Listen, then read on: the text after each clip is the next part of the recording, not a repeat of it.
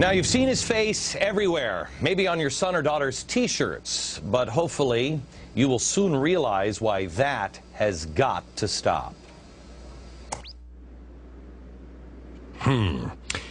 I guess we have to make a choice. Giselle in a bikini. This is how to learn about history. You see, this is the hottest supermodel in the world. What is this? This is Che. And this, too, is Che. And so is this. He's a fashion icon among his revolutionary peers, and he is everywhere.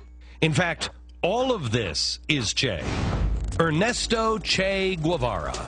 There is the famous T-shirt. It is so famous, in fact, that you can buy T-shirts that have images of the T-shirt on it. Che's image, it sells beer, it sells lighters, it sells belt buckles, it sells baby onesies.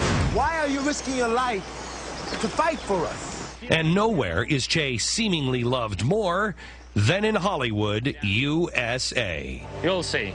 When Fidel's running things, everybody will read and have food on the table. But is that who Che really was?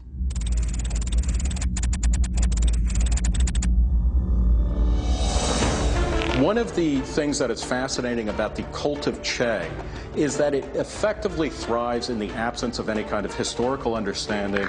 For example, look around at an anti-war rally, and you'll probably see Che. Che was a self-taught revolutionary who was instrumental in Castro's takeover of Cuba. He became known as the Butcher of La Cabaña prison in revolutionary Cuba, where he personally oversaw the execution of anywhere from 175 to several hundred people. He's implicated in thousands of deaths that come after that. 14,000 men and boys were executed in Cuba during the 1960s. He said that his dream was to become a killing machine. He said to his revolutionary comrades, if they weren't sure of someone's loyalty, if in doubt, kill him. These are the realities that we need to understand about Che. You could probably call him clinically a sadist.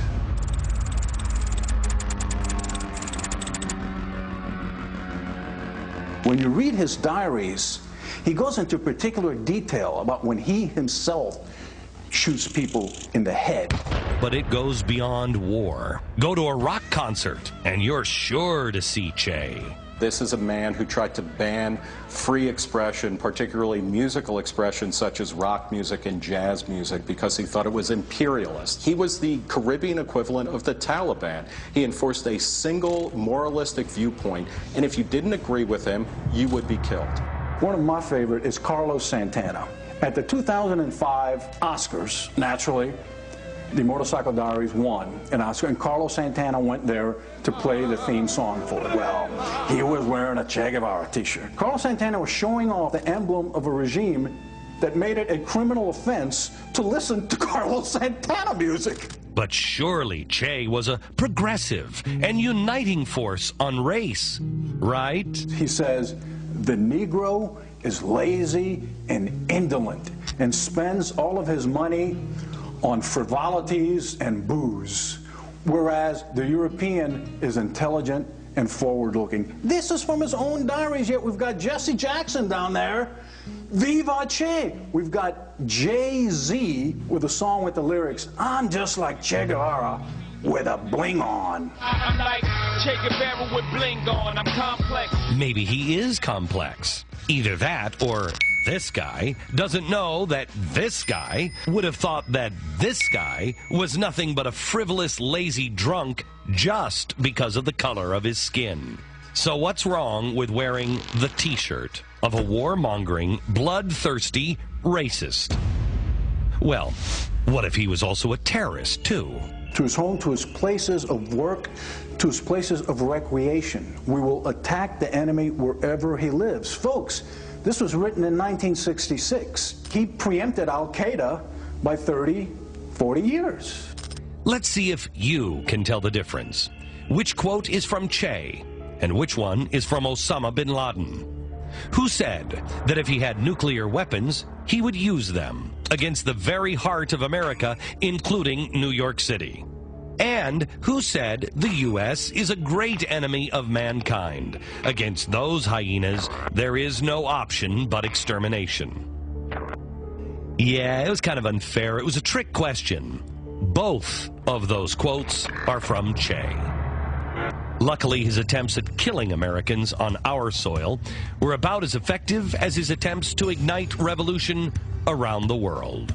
We look 50 years into the future, and there are only two unapologetic communist regimes, North Korea and Cuba. If they had enough nutrition in order to run out of North Korea, they would do that. They're starving there. In Cuba, we see time and again people who are so desperate to get off that island hellhole that they will swim through shark-infested waters. Che was the vanguard of the revolution. He was going to bring communism everywhere around the world. In this sense, Che was an absolute abject failure, and it's a damn good thing that he was.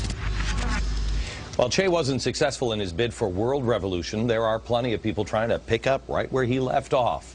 So what was it like to live in the one place that Che was successful? Find out next.